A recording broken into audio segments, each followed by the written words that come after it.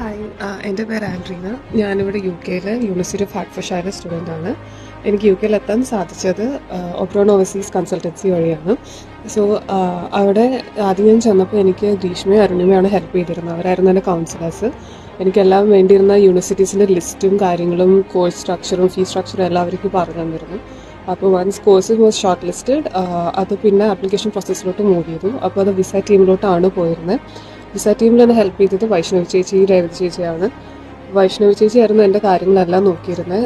Document എന്തൊക്കെ വേണം എന്നുള്ളതെല്ലാം, ഫയലിങ്ങും കാര്യങ്ങളും, പിന്നെ ഇൻ്റർവ്യൂസ് ഉണ്ടാവും, അപ്പോൾ അതെങ്ങനെയൊക്കെ ചെയ്യണം, ബാങ്കിൽ നിന്ന് എങ്ങനെ നമ്മളെല്ലാം ചെയ്യണം, അപ്പോൾ എല്ലാ കാര്യങ്ങളും A to Z എനിക്ക് വൈഷ്ണവി ചേച്ചിയായിരുന്നു പറഞ്ഞു തന്നിരുന്നത്.